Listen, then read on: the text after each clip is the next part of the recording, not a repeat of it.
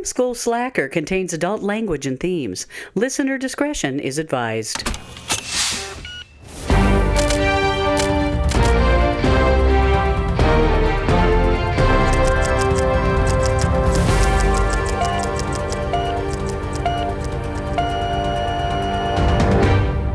Hello and welcome to Film School Slacker, the podcast where I go through my ever-growing watch list of films, and with me is my friend Megan. Hey, that's me. Hey, Megan. Howdy. I'm tired. Yeah. How about you? Good friend of ours. We are just got married yesterday. recovering. Yeah. I guess this is what happens when you're over 30. Yeah. Welcome to the over 30. Just like we were talking before, I'm like, yeah, I was just doing like white guy dancing, like very low key white guy dancing on the dance floor, and I woke up sore, which is what you always want. Yeah. So we're gonna do what we can to keep the energy up. But what are we watching today, Megan? We are watching Space Jam from 1996, rated PG. 1 hour, 28 minutes long, starring Michael Jordan, Wayne Knight, Bill Murray, a bunch of basketball guys. Literally all I know about this movie is that it's like blended live action and animation. Yes. And it has Michael Jordan in it. That's literally all I know about it, and I've never really been super interested in watching it because I just wasn't sure what it would have to offer, something that I'd be interested in. I was obsessed with it when it came out. I loved it. Came out in 1996. I was like 3 or 4 years old. Mm-hmm. Give me a break. Mm-hmm. It's just a fun, like kind of dumb, kind of quirky kids movie that, I freaking loved when I was a kid, and I have not seen it in so many years. This is gonna be exciting to see what I know. I'm you like, remember. It's gonna be a flashback. Send Megan down memory lane. Oof. Yeah. No, that's cool. I am curious to see, because didn't they just do a second one like not that long ago? They did a reboot. I didn't see it. Yeah. I don't care about sports, but I do like a good sports story. Okay. From like the narrative structure. Yeah, kind of. I do like a good, sports movie. Yeah. This, I don't know. Qualifies I also just movie? Really love the Looney Tunes. Right, and so that's, I guess, my next question. Is this Looney Tunes characters? Yes. Okay. That was what I wasn't sure, because I knew it looked like in the couple of things I've seen. It's all Looney Tunes. Okay. It's not like a Who Framed Roger Rabbit where it's a mix. Okay. It's just straight up Looney Tunes. Okay, I feel like I'm gonna finish watching this and just want to watch Who Framed Roger Rabbit. You know what? That is not an unwelcome turn of events. Fair. Yeah. I can't words today. No, I know. We're great we're when you have a podcast. We're trying our best, damn it. We're doing this for you. It's all for you. But I guess with that being said, we might as well just watch this thing. So let's do it. Let's roll the tape. Rolling.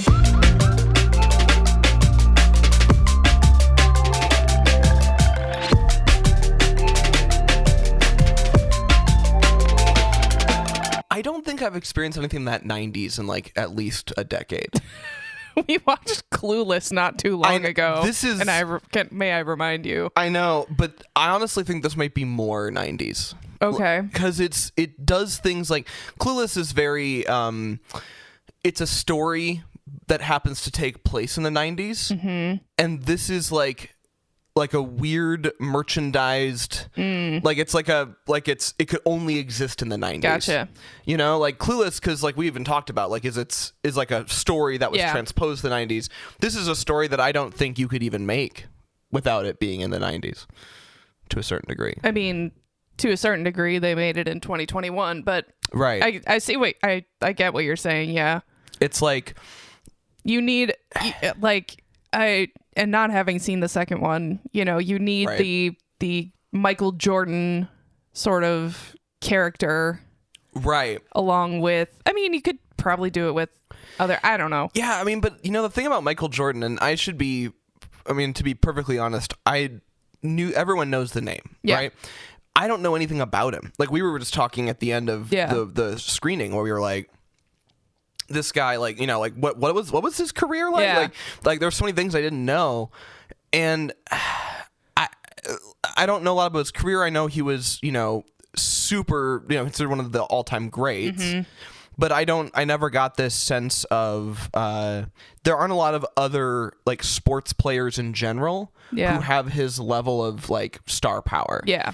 And I know earlier in time there was stars were like athletic stars were getting into like acting. Yeah. That was they even lampooned that in Airplane. Yeah. Because it was some famous baseball player was in either Airport or whatever one of the couple of really famous airline disaster movies. Gotcha. And then they had Kareem Abdul-Jabbar do it as like a joke.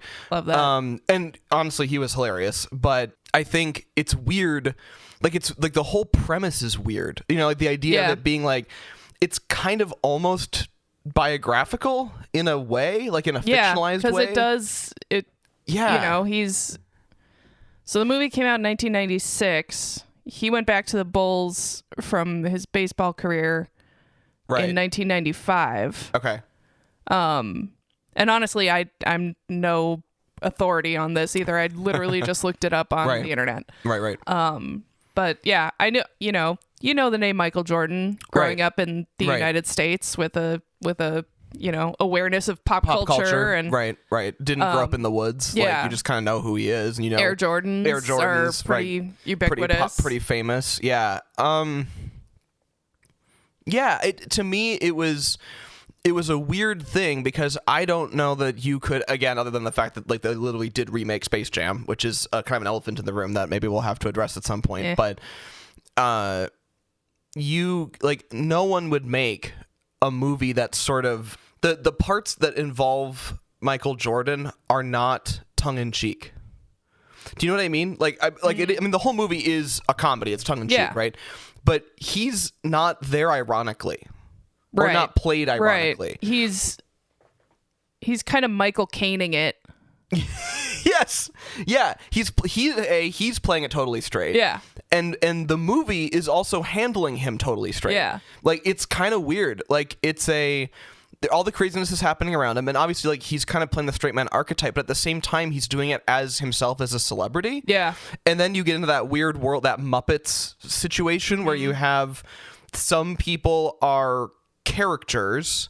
So you've got, Wayne Knight, who is a famous actor at the time, playing somebody, but then at the same time, Bill Murray is playing Bill Murray. Like it's such a weird hodgepodge of reality. Like it really doesn't make a lot of sense. And then you've got these like introduced, like my understanding is like the Moron Mountain is like manufactured for the show, and they're animated, so they're not Looney Tunes, but they kind of are space aliens, but they're animated. But they're so like there's just a lot of weird things happening, and that the Warner Brothers like Toonland that's exists legally different than Toontown. Thank you very much. Like exists in tunnels underneath and literally everything, and you can like punch through reality. Yeah, don't make that hand gesture when you say you didn't like that. You all are very lucky that we don't have a YouTube version of those. Just no, we're not feeling that. We're not going there. Not punching through. All right. Yeah, it was really weird. It was sort of like it's a movie that feels like it was invented by an Eisner type, like some kind of like 90s. It was based off of a series of commercials in the early 90s for Air Jordans that Bugs Bunny co-starred in. That makes a lot of sense. So those happened, and then people liked it so much that they thought there was demand for a feature film. I guess. Interesting, because to me it felt like it was definitely felt like it was like a merchandising grab.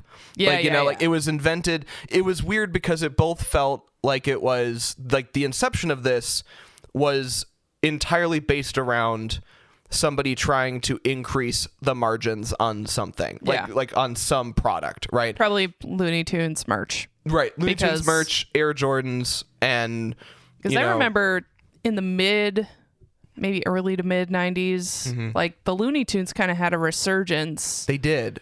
From the 50s and 60s when they originally came out. Because I just remember like as a child. Oh yeah. Yeah, like they were everywhere. They were everywhere. Fucking everywhere. And it was to the point where they kind of became like an ironic adult, like people they were cool. Yeah. It wasn't just that they were popular, they almost like felt like counterculture. They felt kind of punk at the time. Whereas like, Disney has always been in the zeitgeist, but they've always been kind of lame. The Beatles versus Rolling Stones. Yes, exactly. And that's kind of what it felt like. And like this movie felt like, like there's I have a bunch of notes on this, but like awesome. Daffy Duck like kissing his own ass with the Warner Brothers logo on it. There's a lot of stuff in there that's I can see.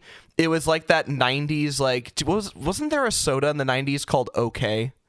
I have no idea. Yeah, okay. I mean, I believe it. Because like there was a weird 90s thing. Let me see. Okay. Where they were just calling out their own merchandising and just being ironic about it. But also still doing it.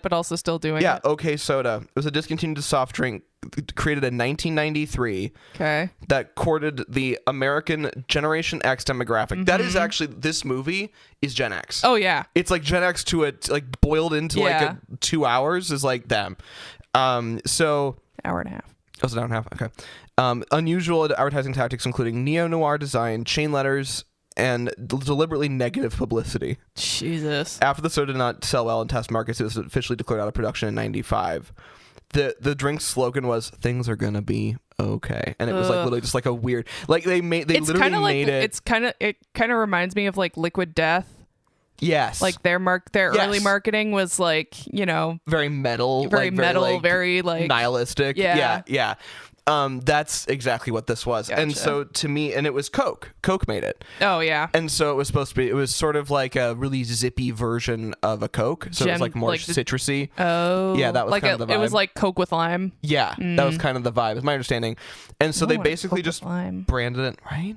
They just branded it into a blah thing to make it like ironic and yeah. I mean the songs, I mean, you go back to the early 90s and you look at just like the songs that were coming out. You have like the big ones, Smells Like Teen Spirit by Nirvana. I mean, Nirvana was the voice of Generation X. Sorry. 100%. You're right. No, you're absolutely right. And then Loser by Beck was really big. And I remember watching like I Love the 90s on VH1. Right. And it was like every single, person that they interviewed on that show was like, oh yeah, when Loser came out, it was like, this is the sound of of Gen X. Like this is the song that totally encapsulates all of our neuroses and all of our issues. And so I Yeah. No, it's a very interesting touchstone because it's not, and this is true for like, this all plays into millennials too, the disenfranchisement, the kind of the paradox of the disenfranchisement and angst with like pop culture, while also simultaneously having a lot of nostalgia for it. Like that is, I think, like the only reason that Rainforest Cafe still exists anywhere is because like we have this weird 90s thing that will be stuck in our heads until we all die, basically. It was just so fucking cool. We should go. We should absolutely go to Rainforest Cafe. What time was it? Last time. What time do they close? Hold on. We have to haul ass all the way down to MOA. Could you guys be like? Would you come with us, guys? Do you want to come with, guys? All of our listeners, we'll meet you there. Holy shit! Hold on a second. Okay, if we ever get big enough and we do like a meet and greet, I would absolutely do it at Rainforest Cafe. Oh, Sunday is no good because they close at 7. I was gonna say they. Oh well, they that's close okay. early. Should close early. If it wasn't Sunday, we could have totally gone. Fuck yeah. We should. we should go anyway. I do. I want to go to the one in Disney Springs with like the volcano. Okay, That'd but be there's really cool. that one's cool. There's also one at Animal Kingdom, and it's like nestled right by the entrance, so you can actually go in and leave like to the park through a private entrance for the Rainforest Cafe. Yeah, and it's the only Rainforest Cafe in the world that, to my knowledge, that does breakfast. Huh. So you could actually get breakfast there. Interesting. Yeah, I haven't been to the Rainforest Cafe. I don't think I've been there since I was like 10. I did actually my parents go. Hated it. Young Ian also hated it. I hated it from. I don't know, it was probably the one in Disney Springs forever ago, back when it was downtown Disney. If those can remember, it was shit. I was probably 5 or 6. Mm-hmm. And the rain, like, I've had multiple people be like, hey, if you were born 10 years later, you'd have been put on the spectrum. Like, okay. And what do you want me to do with that information? Yeah. Thank you for telling me something I already fucking know. But with the 20-minute rainstorms, like that absolutely like overstimulated me. I was like, probably a sensory nightmare. I was like, hang on, partner, I'm overstimulated. Yeah. And so I remember I would like go under the table. Oh. Because I was You're just like, this is too loud. Much. There's too much. I'm just going. I need to be safe. Yeah. And so I went under the table, and then my grandpa wouldn't sound. He would sit under there with me. Yeah. That's a good memory. Yeah, it is a good memory. I mean, now it is. At the time, it was quite traumatic. Yes. I mean, of course. So I've had to change my relationship with Rainforest Cafe because it's kind of come back with nostalgia. Yeah. Even though at the time it had its own set of problems. But I did go 2 years ago to the one at MOA for like I think it was like a friend's birthday party, or it was just like we were like we need to go at RFC because we've been at RFC a long time. And so we went, and it was great because you can. Fun fact: there is alcohol at Rainforest Cafe. I know. And, that's why I want to go as an adult. And all of the drinks are terrible. I bet. But they're just so fun. I bet they're just like Kool-Aid and vodka and whatever the one I got ended up being blended, like a blended drink, which I wasn't ready for. But it like comes out and it's like it looks. Consistency and color is like they took the Pink Panther and ran him through a blender and then just covered it in whipped cream, and I'm like, what? There's alcohol in this? Amazing. It's horrible. And it was so fun. So gross. Disgusting. I have to find that. I know I have that because if you the hurricane glass. Yes, because if you get any of their drinks, you just get the glass. Yeah. So anyway, it's a great time. It's terrible. It's an awful, ridiculous vestige of the 90s, but it's so good. I need to go to there. We should do that, and then just like go on one of the roller coasters. Let's do that in reverse. Let's roller coaster first, and then I can work with that. That's fine. Because the other way is could be a problem. Spew-apocalypse comes to mind. Spew-apocalypse 2025. All right, so let's get into the notes. Jesus Christ. After we spend 15 minutes talking about Rainforest Cafe. I love that for us. Anyway. Yeah. Boogie boarding. So, jumping right in, it's like, oh, wow, Looney Tunes. Like, it's been so long since I had seen, like, any Looney Tunes stuff, so that was kind of cool. I Believe I Can Fly. Wow. Yep. I didn't know it was written for this. I don't think it was. It was. I looked it up. Oh. Yeah. And also, do you know who sang it? Seal. No. Who? R. Kelly. Yep. That got to me. So, that part of the movie did not age super well. Yeah. R. Kelly can rot in hell. Yep. And then immediately I'm confused because it's like a flashback to like, it's like, I'm like, is this biographical of Michael Jordan? Like, what are we? Michael Jordan biopic? So confused. And then the opening credits, like that was so frenetic, like with like all the names and stuff. I'm like, this is a long time to be doing like weird montage stuff. Yeah. Like it's weirdly hyping up Michael Jordan. Oh yeah. In a way that takes you through his whole career until, and it's also the credits. Yeah. And it's also like, this is where I'm like, immediately the tone is being set in a way that I was not expecting it to be. Like I didn't know what this was going to be, but it's really weird. Yeah. So then I'm like, what is this theme park? This like Moron Mountain. Yeah. So ridiculous, over the top. Danny DeVito. amazing as the bad villain. guy. So Love good. it. He was really having a moment as animated curmudgeonly guys. You know what? Good for him. Good for him. Cigar chomping animated. Absolutely. There's curmudgeon. not enough cigar chomping Danny DeVito animated characters these days. No. Anymore. He's old. Let him That's right. let him rest. If he doesn't want to do it, that's fine. It's only if Danny DeVito wants it. Yeah.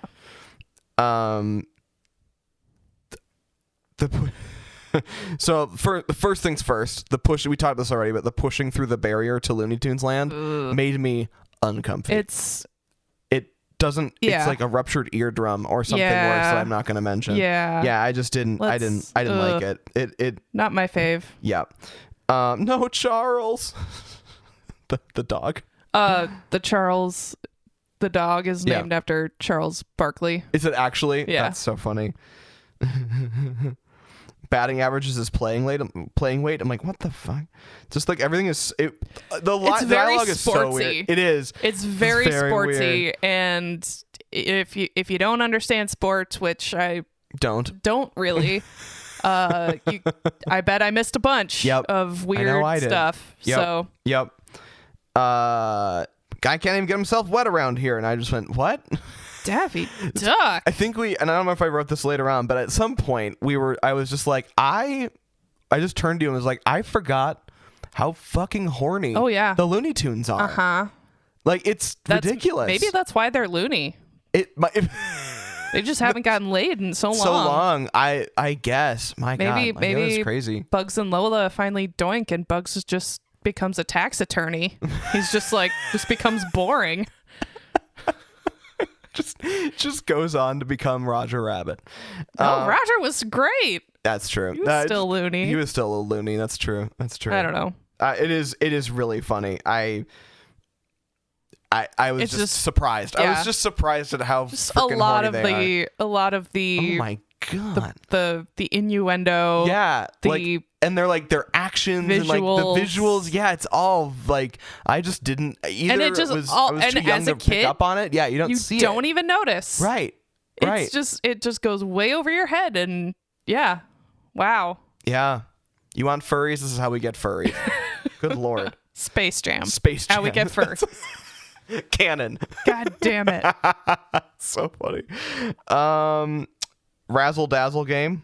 Don't remember why they said that, but all I could think of was Chicago. It was the newsreel. Oh yeah. This hot new game sweeping the nation is called basketball. It's like the 50s, the 50s newsreel situation. Yeah. That's oh my God. And all the guys in their tiny little shorts, like 3-inch inseam. It's just like, oh God. Guys. It seems like, I mean, depending on what their underwear was, like that is a high risk. I mean, it was the 50s. It was probably tighty whities. Yeah, something was kind of tucked in because otherwise it's like, that's too short. That just sounds like a way to. Did you cross your legs, buddy? Yeah. Cross your legs there, pal. 5 aliens in a trench coat. Do appreciate that. This guy next to me is doing something weird in his trench coat. Like, again, I'm like, this is a movie for children. Yeah. Patricia Heaton and Dan Castellaneta just randomly just randomly showing up. Why not? Well, not enough. I feel like with enough animation, like Dan just gets like he just appears. Yeah, he just shows up. It's like a pentagram or something. Yeah. He just rises from the floor. Right. You rang. Hello.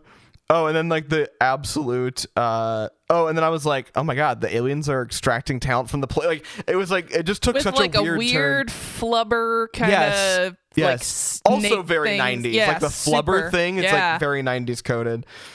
And then and then we go cut back over to Michael Jordan, and you get like a like he's just like the amount of like McDonald's product placement was so much crazy. And then he says, "Let's go get a Big Mac." I'm like, right. He probably just and Wheaties ate. And like it was so many random like that one sentence had so much product placement naming in it. It was like, oh my God, someone made so much money on like they must have turned a profit before they even put it in theaters just because of the amount of like crazy. Monstars is pretty good. I actually like that wordplay quite a bit. Bill Murray's back. I you know. But then I realized pretty quickly that it was Bill Murray playing Bill Murray. Yeah. That was one of the things that was so weird about this movie is any famous person would show up on screen, and I had to wait and remember and understand see who they were. Yes. Yeah. Are you gonna be a character? Or are you gonna be you? Like, it's so weird. Ivan Reitman. Producer. He was a producer, but he was kind of the live action director. Got it. Okay. Because the guy who's listed as the director was The animation guy. Yeah, just sort of handled all the animation Okay. stuff. Okay. So Ivan Reitman did Ghostbusters with Bill Murray. and Dan Aykroyd. Got it. Okay. So, you know, so when towards the end of the movie, when Daffy's like, "What are you doing here?" He's like, Right. "Oh yeah, none of the producers. the producer's a friend of mine. I just had a Teamster drop me off. You know, oh, that's how these things work." And it's Just- like entirely accurate. Yeah. Yeah. There's a couple of times where it just fully breaks the fourth Oh wall. yeah, The the fourth wall just doesn't is, exist. is just in bits and pieces It's with the basically Looney that. Tunes. It's basically that weird membrane between. Could you not? Ugh. Yeah, it's Ugh. yeah. Yeah. Anyway, Wayne Knight. Bill Murray. What kind of camera is that? Just takes a picture of Michael Jordan, just gets sucked just into. sucked into a hole, into a golf hole, Oh my god. which I think is, it's funny. Bill Murray on a golf course. I know, Just it's like always you can- Caddyshack Yeah. to me. Which needs to be on the list at some point. Does it need to be? I don't. That's up It's to a you. good, there are parts that really don't age well. Well, Like really don't age well. I think we'd have fun with it. yeah. It'd be fun. Anyway, Yeah. Let me just make sure if it's on the list. I think or not. it is. Okay. I think I actually put it on the list for something. I don't know. Yeah, it's at least on my letterboxd list. Cool. But yeah. The spit shine was disgusting. Yeah, no, that was was really- really unhygienic. Yeah. But it worked. Looney Tunes logic. Yeah. So cool. Yeah. Cool. I guess. Tell this was before COVID. Yeah. Yeah. I resemble that remark, and I'm like, is that where that phrase started happening? Where it was like, I resemble that remark? I don't know. Because I don't. I honestly Because I couldn't resent tell that ya. remark is a super common Yeah. phrase, but I resemble that remark. I don't know if that was like I don't know. What part are of- you, chicken? you chicken. Oh, when all of the players lose their Talent. They lose their abilities. mojo. Yeah. Their mojo. They all go to like different medical specialists, whatever. Yeah. And like the therapist, did you see what painting he had behind screen. it? Yeah, like why? It's such a weird don't choice know. for a therapist office. It was clearly the 90s. No one ever actually been to therapy yet. They didn't know it was in there. I really liked that montage of all the because these were like famous. They were current super famous. I actually know who Charles Barkley is. Yeah. Patrick Ewing. I didn't know him. The other. Charles Barkley was the one I recognized. Okay. I know Charles Barkley and I know Patrick Ewing because of Brooklyn Nine-Nine. Got it. And then there's the other three guys whose names escape me, and I don't have my phone on me, so never mind. Nice. Super prepared. Super prepared. But yeah, I liked watching their different, because there's like, they even say at one point, like, I've had an MRI, I've been EKG, I've, had, gotten X-rays, Z-rays, and then they end up at like a friggin' tarot card reader, a psychic, and she's spot on, and they're like, this is BS. Let's get out of here. I literally write, this fortune teller knows her shit. Yeah. She's telling the truth, guys. Yeah. That's so funny. It's just some kind of psychosomatic deal. There's some great. There was actually I was surprised at how enjoyable the other players were, like with their whole like B story. Yeah. It was pretty funny. Charles, no, the dog. Oh attacking. yeah, because they sneak into Michael Jordan's house. Yes. I think it was maybe when they were in the house. It was Bugs and Daffy. Mm-hmm. Yeah, they were walking around and talking about like, hey, you're being done a bunch of shit, and you didn't get any money on that. Merchandise with their faces on it. Have you seen any money from that? No, actually, I haven't. We're getting ripped off. We need new agents. So like, good. just perfect. Ridiculous. Fortune teller knows her shit. What kind of Mickey Mouse organization would call themselves the Ducks? So This is when the subtext becomes text. there's a reason for that. And it actually goes back to Who Framed Roger Rabbit. So when Disney was making Roger Rabbit, they struck a deal Right. with Warner Brothers. Yep. And it was sort of like a handshake gentleman's agreement. Yep. Huzzah. Yep. Huzzah.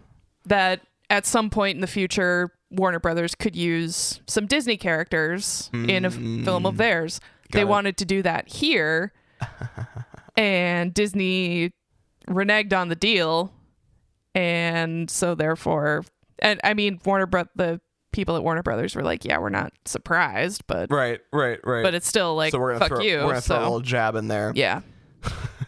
Also, Who Framed Roger Rabbit is a standalone movie. Yeah.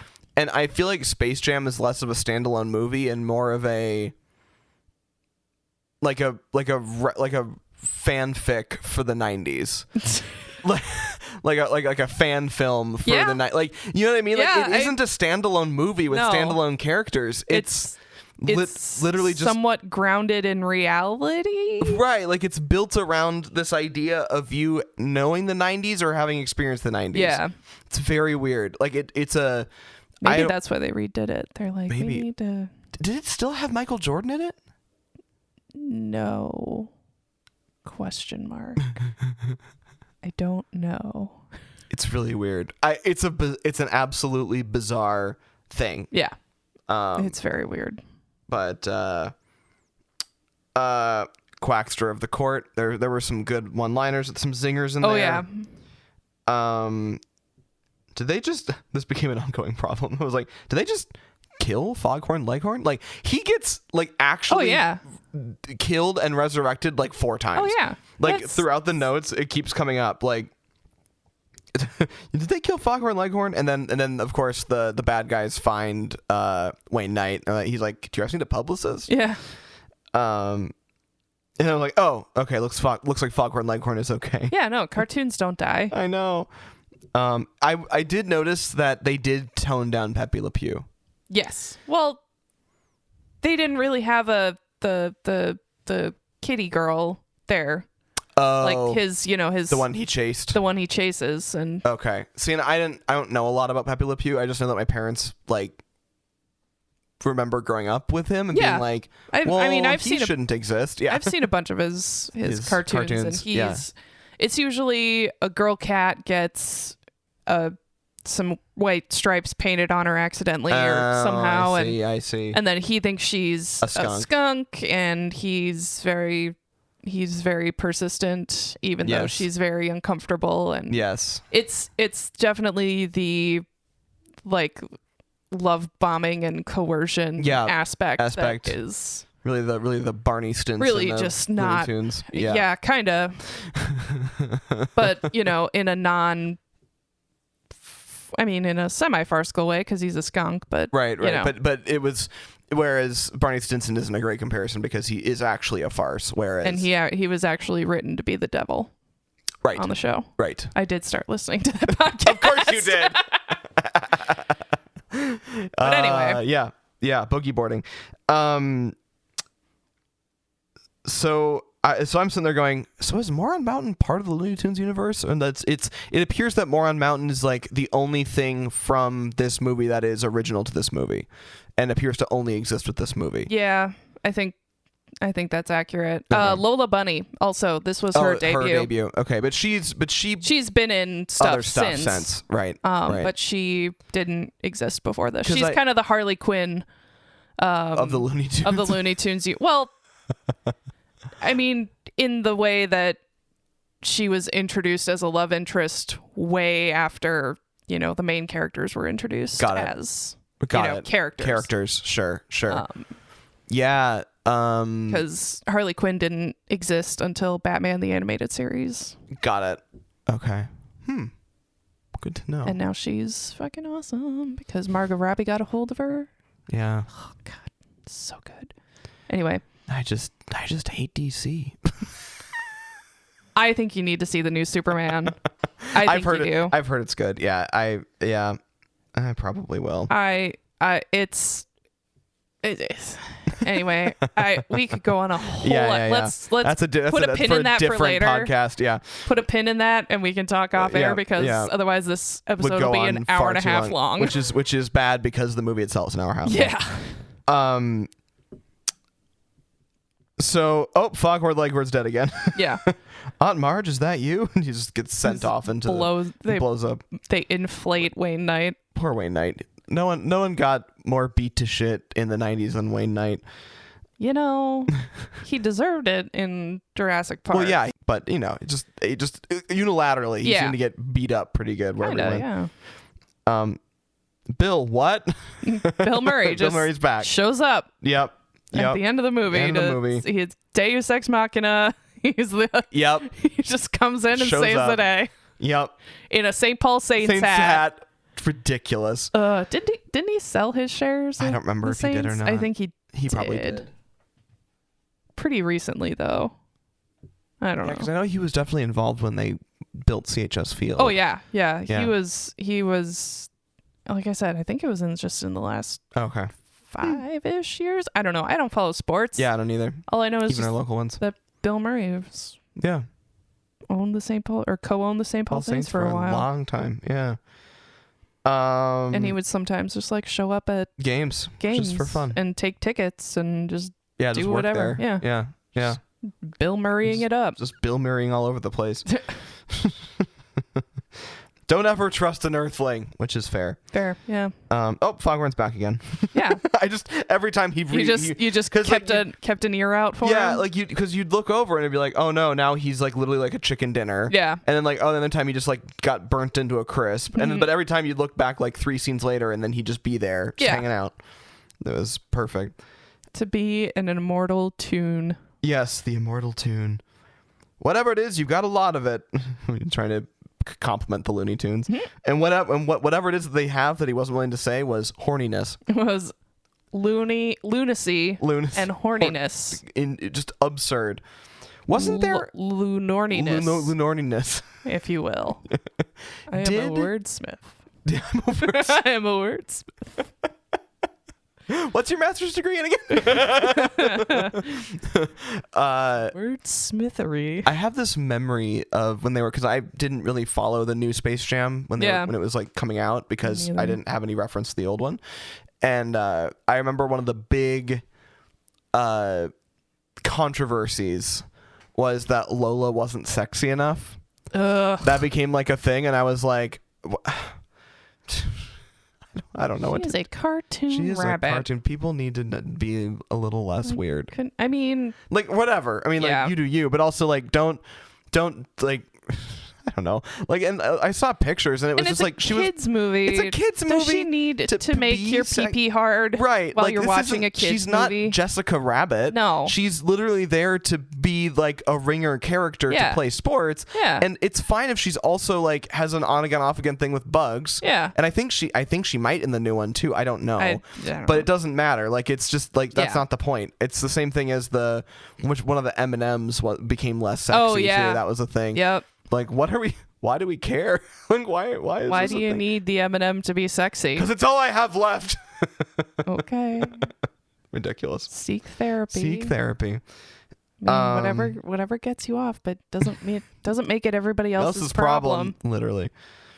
My favorite was at the very end. Speaking of Lola and Bugs, where they have that kiss at the end. Yeah. And then she pulls down the next frame. I was like, what? You kind of short circuited at that point. Like, you're like, what? I'm like, what? It's not often that I can't think off the top of my head another movie where the characters are aware of the edit. Yeah. That is very unusual from a meta narrative perspective. Yeah. It does not happen very often. But yeah, it was weird. So that's the end of my notes. It was weird. Yeah. I didn't not enjoy my time watching it. Yeah. I just don't know what it was. Like, what the fuck did I just Like watch? that is a 90s pop culture thing that I don't know that I would call a movie, because I don't know that it qualifies, like, because it's not, you know what I mean, like, I don't know, it's so plugged into the world, it's really weird. Yeah, it's so aware of the time and place because that it takes place in, that because it almost treats itself like it's current events of that time and place. Because then at the end of the movie, Michael Jackson goes back to Jordan.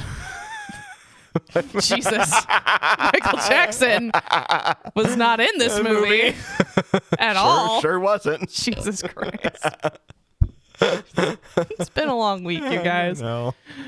Anyway, Michael Jordan goes back to the Chicago Bulls. Yeah.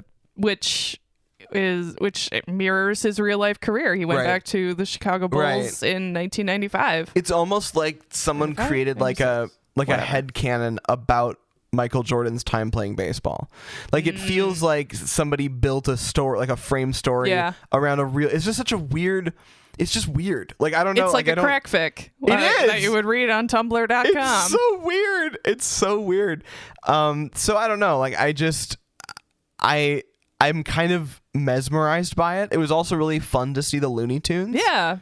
The other thing that this is just like a weird thing I noticed that I don't know how I feel about. I'm probably reading too far into it, but you know, all of the little weakling aliens like got their powers, and when they got big, they obviously changed voice actors. Yeah.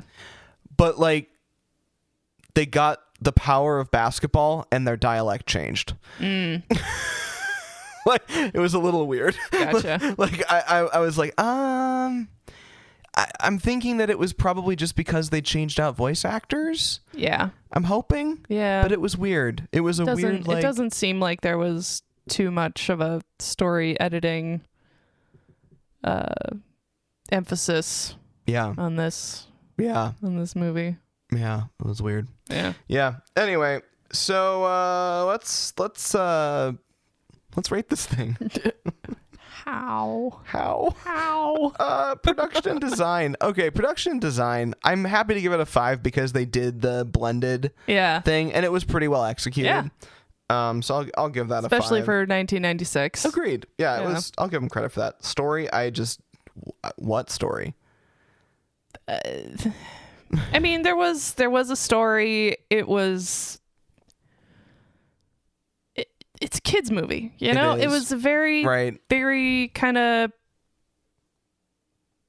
I don't want to not milk toast, but like my like thing a very is easy to follow. Yeah, my thing is it's a kids movie, but Coco is also a kids movie. You know, so you know when you think about it in that perspective, it's popcorn. It's filler. It's popcorn. It's you know, it's mostly air. Yeah. Air Jordans. Air Jordans. There we go. Like a 3. Like a 3. I could do a 3. Performances. Okay. I actually thought Michael Jordan did a pretty good job. Yeah, considering probably didn't have any training. Right. He also had to play himself. So there's that. But he was passable for playing himself, I guess. Yeah. Looney Tunes actors, of course, were all great because they're all just a bunch of veteran voice actors. Friggin' Billy West. Yes, what a guy. Do we want to give it a 3.5? I'll give it a 3.5. All right. Bill Murray playing himself. Yeah, Bill Murray playing himself. I mean, which is so funny because Bill Murray playing himself or Bill Murray playing a character, I have not found that much of a difference, typically. Not really. So either when Bill Murray's acting as himself, he's playing a caricature of himself, or he's just always like that. Yeah. I don't know the answer to that. Uh-huh. I had an editing teacher who worked with him on set for something, and they got along okay, but I don't remember the details. Cool. Yeah. Cultural impact. Well, I think this has a big cultural impact. Yeah. And I don't think it was bad. Like, I would say like a 4.5. So the original website from 1996 was still live as the 1996 website. Oh my god! When they came out with the new one. But it got taken over by the new one, which is kind of dumb. sad and lame. Yeah. Thanks, Wayback Machine. Yeah. But also, yeah, this is just so chock full of, you know, if you don't know anything about Michael Jordan or his career, right. you have a basic sketch when you put together for leave this movie. Right. So it says a lot about the impact that guy has had just in the culture. Yeah. And, yeah. So and also Looney Tunes are also incredibly huge cultural touchstone. So it's really just a concentration of pop culture. Yeah. It is literally distilled cultural impact.